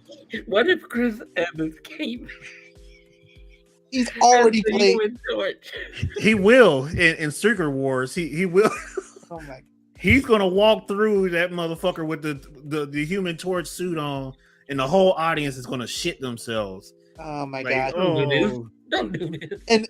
And what if Sam just throws him the shield, like just for like a quick second, be like, people are gonna scream. No. It's like catch, and Reed is just gonna be like, "Why'd you throw this at me?" With his Johnny. Bull crap. Oh my gosh. That's gonna be a mess, bro. And then they're gonna have a freaking Steve Rogers, Chris Evans over on the other side, like, what the fuck? What the? What? I mean, Earth 937. He said, "What the shit?" when Ryan Reynolds pulled out the shield in Free Guy. Yeah. Ooh. Have you guys seen Free Guy? I haven't seen that yet. Oh, it's so good. It's so funny. Sean Levy directs it, and who's gonna direct Deadpool 3, and it's really funny. It's really good. You know what I can believe is Ryan Reynolds as Deadpool in every other movie. Yeah. Because Deadpool, he breaks the fourth wall every time. Like, he can do it. He can be like, like in Free Guy, for example, he could just say some off the wall stuff about Captain America, then snap back to whoever the character he's playing. I'd be like, that was Deadpool. That was Deadpool. That is true to Deadpool's nature. If we ever get if they ever try to have Deadpool and She-Hulk in the same scene, smashing. He's smashing. He's gonna smash. That and just hey, what are you doing talking to the audience? That's my job. Be like, what do you mean it's your job? I talk to the audience. Oh, they're gonna argue about it. Oh my gosh! And then he'll be like, "Oh, I'm gonna go to Disney and try to talk to Kevin." Oh, they did introduce Kevin, so Kevin. Yeah, that could go all sorts of ways. I really love the fact that Ryan Reynolds' Deadpool used Cable's technology to freaking wipe out all his old acting roles. Yeah, like, hey, how's Jordan? Wow, Canada. Oh my gosh! Man, that scene where he murdered the Deadpool with the stitch mouth from Origins, yeah. Just clean up the timeline. Yeah, you're good. Yeah. Hey, it could be Deadpool's fault that the timeline is all screwed up. We never thought about that. Ooh. Him going through his timeline, killing all of his other acting gigs, could have messed the timeline up. Nobody ever said that. I mean, I'm pretty sure his own timeline is already screwed up, which is probably why the TVA never interacts, because who wants to clean up a timeline that Deadpool fucks up with? Yeah. Deadpool is a fucking threat, man. We might not take him seriously, but you don't want to fight him. Well, no. You don't want to fight him. He's taken out the whole Marvel universe before in the comic. Mm-hmm. His daughter a problem too. Oh, I think she's much more of a problem than him. And she's way worse with breaking the fourth wall than he is. Oh yeah. Gwenpool was like writing the story with the author too. It's like, He whoa, definitely was, man. Like, that was crazy. There was some maniacs in Marvel, man. It's like, I know T'Challa. I wish T'Challa was able to do that, but at the same time, it's just like a lot of people don't really discuss the fact that he's kind of like what if Batman was black and had superpowers? That is T'Challa at his finest. Yeah. Stealth mode, contingency plans for every Marvel hero. Like, I'm like, bro, you got a contingency plan for Thor? It's like, yeah, they're like, he's prepared to fight all these fuckers. If not him, I would think Tony would be the one with the contingencies for sure. I think Tony does too. Yeah. I haven't seen it myself, but T'Challa, you'll see it. Oh yeah. And Shuri, she's about just as bad as he is with contingency plans.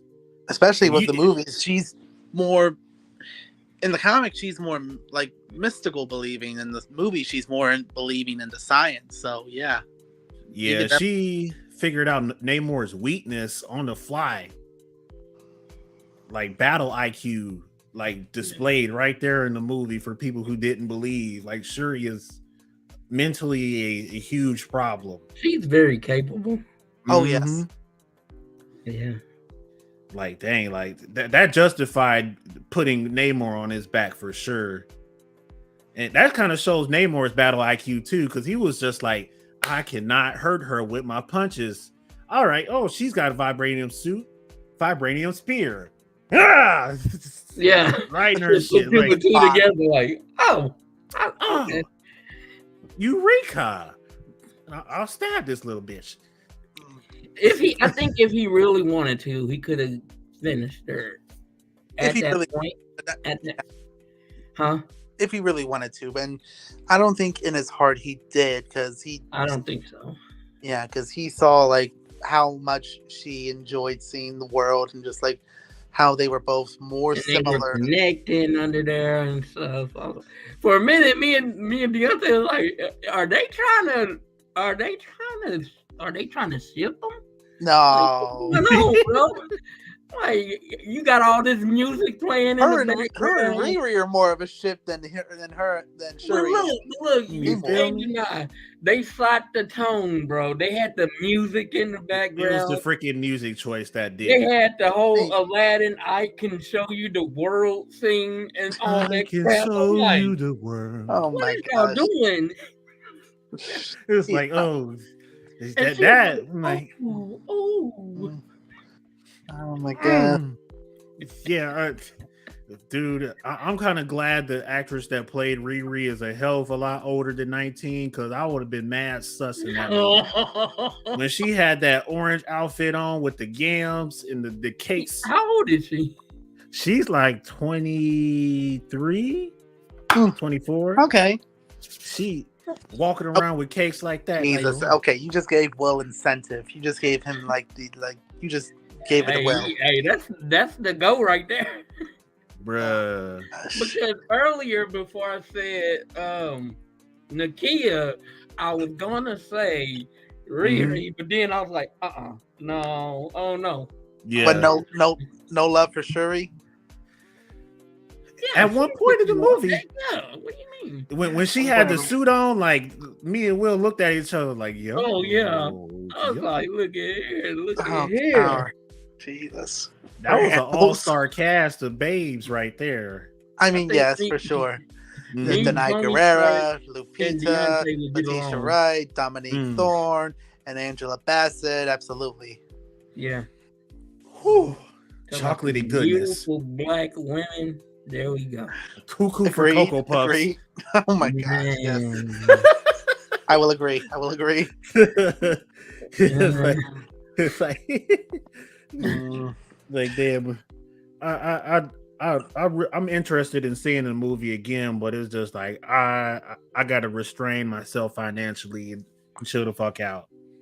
Yeah, but I can't wait till it hit Disney Plus. For when it comes out on Uh-oh. I think the audio. We're still here. Kind of. Just your audio blinked out is for like a second. Yeah. Yeah. What were you saying? About Black Panther 2? No, we'll wait for it to come out on Blu-ray to see it in. We're in no rush. Yeah, I'm just gonna relax till it come out. And the next one to come out will be Quantum on February 17th. Man, it's like the connection on your sounds end. like alien talk. Yeah, it's like roboting you out. It's just like, damn it, why is this happening? Jesus. Yeah, it is what it is. I'll probably close the show out in a couple of minutes so I can go get some freaking food before everything closes. But yeah, no, you're good, as man. As far as Phase 4 goes, Black Panther 2 is at least my number 3 spot, and then I would give the movie. I'd give the movie a solid A. I'd agree with that. I'd say probably either an 8.5 or like a 9, and definitely like top 3 for me in Phase 4, with up there with Doctor Strange and Spider-Man. Mm-hmm. Those are my top 2 as well. I would give this a. I'll say 8.5 with you, man, and a B plus. Okay, that's fair. That's fair. I can dig it. And what I was saying before, the next movie that will be out will be Ant-Man and the Wasp: Quantumania on February 17th. Kang, Kang, Kang. I know. I think that's what I'm most. I think that's what I'm most excited for this next year for Marvel. I'm gonna be in that theater. This dude is like a lot of films coming Paul up. Rudd? Like, oh hell yes! There's a reason. He's in one. He's talking about Jonathan Majors. Jonathan Majors. Yeah. He's gonna be in Creed 3. Coming up. That's based on a true story. What is it called? Devotion. Yeah. I think that's gonna be a good movie too. But dang, this dude is doing it. And he's gonna be in Creed 3. He taking over, man. He's going up against Michael B. Jordan. Killmonger versus Kane. Yeah. We've seen the artwork for that where they actually do that. So yeah. It looks great. Definitely making his hits. But no, I've always loved the Ant-Man movies, so I'm really psyched for this one for sure. And I just don't know what's gonna happen. It's gonna be really, really good. I'm an Ant-Man fan for sure. He's one of my top 10 favorites. And not for me, but I do like the movies. The movies are really funny. Paul Rudd, I don't care what anybody says. Paul Rudd is my Scott Lang. He sold it. Oh, yeah. Absolutely. He's the everyman. He does it so well. And I love Evangeline Lilly as the Wasp too. She's great. Oh, I'm gonna marry her next. Too. She's so gorgeous. No, that you can fight me on. Like the Wasp. Round 1. Fight. Oh my god. I gotta go up against a lot of people, man. Look, hey. For people go to wars for love, man. So yeah. Adult Cassie and freaking Ghost, their actresses are beautiful too. For sure. And I wanted to say this before we closed out. Sony and Marvel rumors are that they're closing a contract, like signing a deal for Tom Holland to do more Spider-Man movies, like a new trilogy, him in Secret Wars and Kang Dynasty, and possibly him in the Daredevil Born Again series. Yeah. Look, I don't care nothing about Tom Holland. I want to see Andrew Garfield come back. You don't like Tom Holland? Bring him back. Andy, Oh, y'all just not know. Wait, gross. You don't like Tom Holland? What? I didn't say I don't like him. I just like the Andrew Garfield Spider-Man better. It's about time people start voicing it. You know what I'm saying? Okay, that's understandable. That is understandable. I would like Andrew to get a third Amazing Spider-Man for sure. And after No Way Home, people should see why. But Tom Holland is my man. Like he's okay. Look. I'm not dissing Tom Holland at all.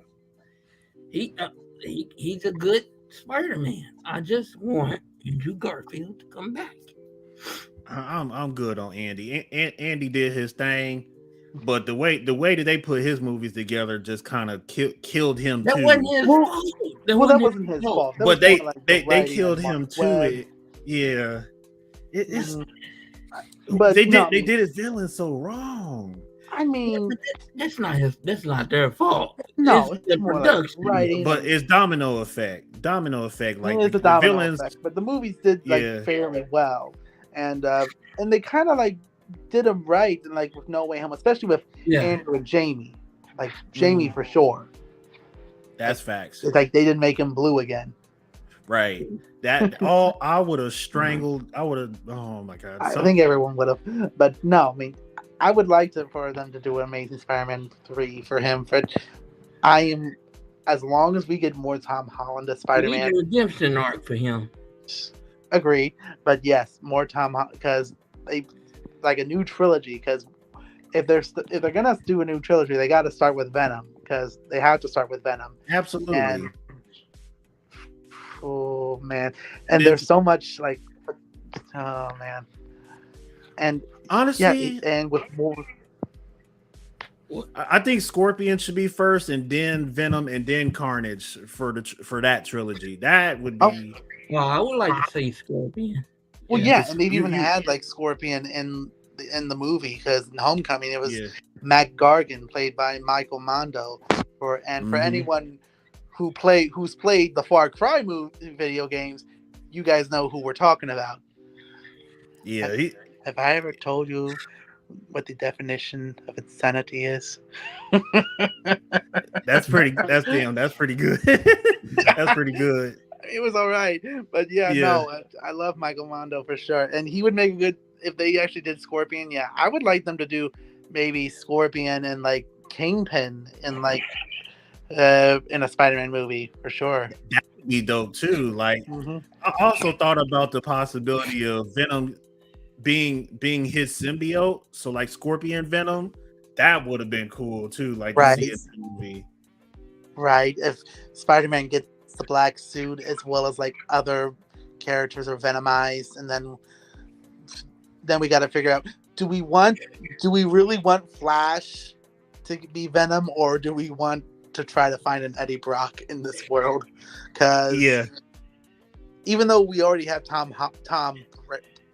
Hardy as Venom in another universe, do we really want this Flash to be Agent Venom? Because he's kind of a douchebag. Yeah, and I just can't get down with this Flash. My complaints about the Tom Holland series is just the MJ, the Flash, and the Ned. Like they're cool and they're funny, but it's just like I can't see them advancing to the next level of their character. I've always liked Ned and MJ, especially as the movies kept going. Like them, I can see going further, especially if like they're gonna continue like the Peter MJ relationship. Should they remember? But Flash, that's the no. I don't. Yeah, Tom has to put in some work to jog their memory too. So it could go so many ways now that they'd forgot who he is, and it's just like you're gonna have to force Ned to lose a little weight just so he could be Hobgoblin. If like man, hey, a lot of people are gonna you're gonna get some flack for that. What? You don't like the cute chubby fat shaming goblin? You fat shaming now? No, be realistic though. Body positivity. and doing all this acrobatics. Okay, and there have been, but there also have been other hobgoblins, so they have options if they don't want to make. Because he was like, I promise I will not turn evil and try to kill you in the future. That was funny. That was funny. That was really so funny. Because really, both their best friends, both Harrys, did turn evil for a second. Yeah. Though only one of them. But damn it. Yeah, no. What? Yeah, it's doing the robotic thing with your video and audio again. Damn. Yeah. Wait. There we go. That's probably better. Yeah. There we go. There we go. But yeah, and I've even seen like ideas of like where they could do Mr. Negative as like a villain for a Spider-Man movie too. Yeah. Because the Spider-Man game like highlighted him as a really good strong villain, so they could probably do that too. Yeah, I love Spider-Man's entire rogue gallery, man. That's one of the coolest rogue galleries in the game. Oh yeah, and he has a lot of options too. So many. And they all got compelling stories. Like, I love Sandman. They need to do Carnage better. They need to do Carnage right, man. God dang it. Yes. It's Carnage away from Sony. Right. Get him away from Sony. Well, if they could always actually make a true Carnage with like Venom and Peter's blood, because that's really how Carnage was truly made. Yeah. So they could do that instead of Venom right away. Yeah, I don't know how I feel about the guy that they casted to be what's his name, the dude Carnage's the host. I like Woody Harrelson. I thought he did a good job. It was the extra stuff that he had going on, like my girlfriend riding around Bonnie and Clyde shit that he had, and the hot red suit. It's like I don't know if that's called for live action. Like, you could probably stick true to the comics if you want to, but you could have played around a little bit with that. Because there's some really good retcons in the Spider-Man universe, both Sony and on Marvel's side. One of the best retcons for a villain, I think, Vulture had a really good retcon. I like what they did with him.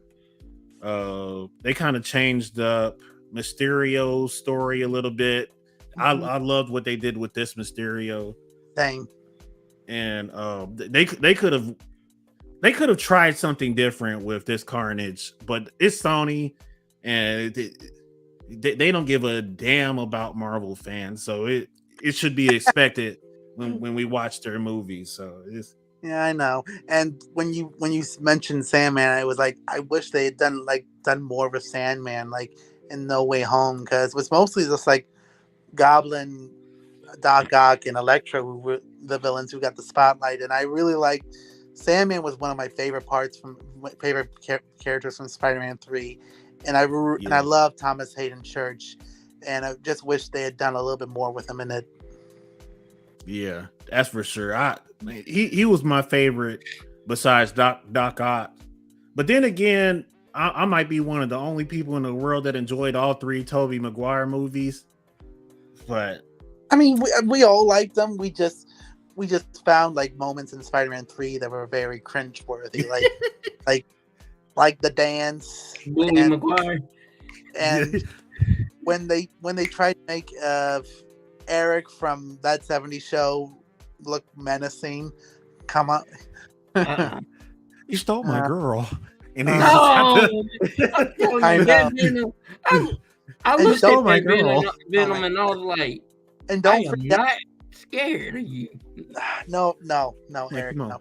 And don't freak out, but there's a rumor that he might be in like the Madam Web movie that they're making as like Venom. Well, I think I'm about to go to bed, y'all. Yeah, I know. I know. We gotta let I'm scaring him off, and no, we gotta let D go and get food. Yeah, I'm gonna do a little monologue real quick, and then we'll just get those final thoughts in. So yeah, we kind of did a little Marvel freestyle, a little bit, but ultimately we did stick to Black Panther 2, Wakanda Forever. Gave it a full spoiler review. In case anybody missed it, you can watch us on YouTube or check out Twitch as well, and the videos for our podcast should be on there as well. But I really appreciated the tribute to Chadwick Boseman. We didn't get to dive too much into his career as an actor, but we all know him, we all love him. Fuck cancer once again. Watch any of the Black Panthers, watch 42, watch anything that he's been in like in the last few years. You can look him up, and like he's an amazing actor for sure. I still need to watch 42. I want to watch 42. 21 Bridges, I think. 21 Bridges. That's what 21 Bridges, and he was also James Brown, and he nailed Get James out. Brown. Yeah. Get up. Get up. That's what it is. Yeah. He killed that role, man. Yeah. Seeing videos of him going to the St. Jude's. Man. And if anyone want to see and learn more about the making of the movie and just Chadwick, there's 2020 did a special airing of the Black Panther Wakanda Forever, which you can find on Hulu, and it's really interesting and really amazing, like how much depth they go into like everything. Yeah, and especially on the Facebook pages of Black Panther and Marvel Studios, you could probably find a few interviews too. Like there's clips and videos all over the internet right now. It's really kind of hard to miss, but like you should definitely look for it if you can't find it. But it's just like there's an interview with Ryan Coogler talking about Chadwick, Shuri by herself talking about Chadwick, and then like Feige. There's one just him, and everybody loves him, miss him.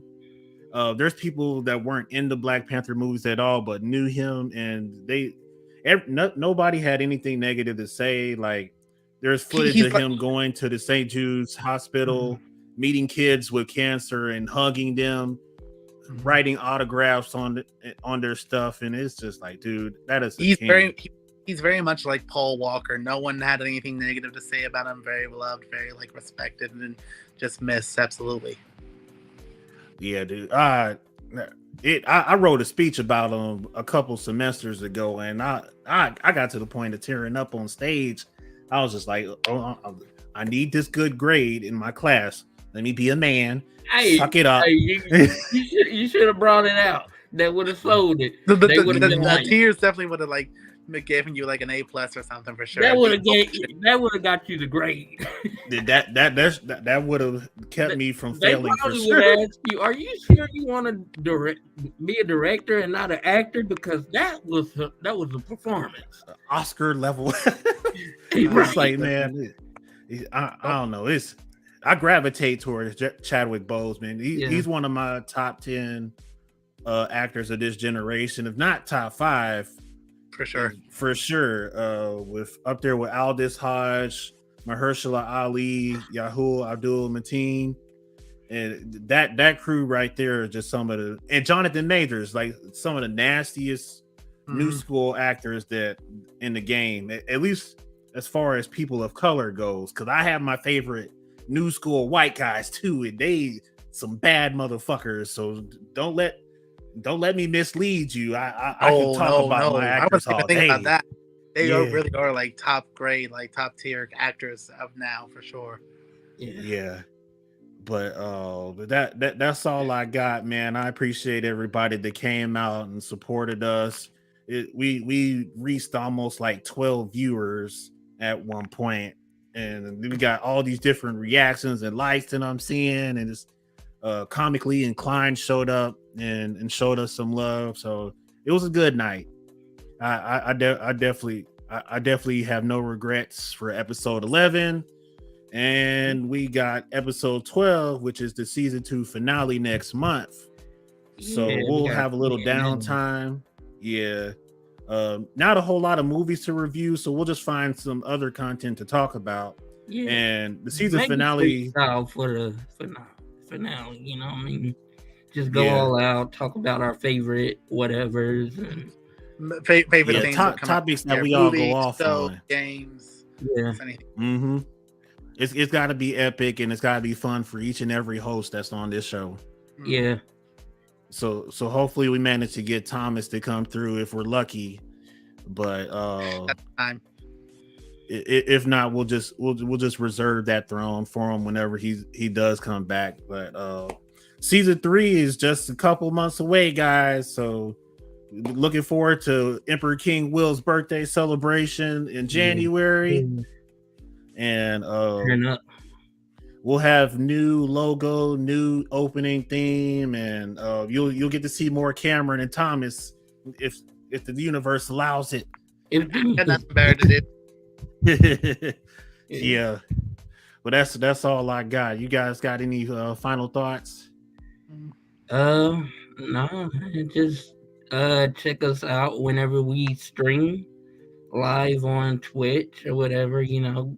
Go over there, subscribe, follow, all of that, you know what I mean? We're almost we're like this close to getting affiliate, and also we knocked out a couple of accomplishments for, you know, unlocking a partner over there. So if we get that knocked out, which I think the only thing we need to get knocked out for partner is the 75 viewers average. Lord have mercy. That should be too much harder. And then we can apply for partner, and then we can start doing. We could start putting into good use. You know, for sure. Just just like Will and D said, just go online, YouTube, Twitch, or like if we're on if you can download us on podcasts, just hear us, watch us, and just and ask us more questions. Like seriously, whether it's on Facebook or like even just us separately. If I wouldn't mind. I know I'm sure they wouldn't either. But ask us questions, get more involved. Like I don't mind talking to anyone here for sure. I'm a fan of this as much as I am like a host as much as D and Will are more than I am for sure. But still, I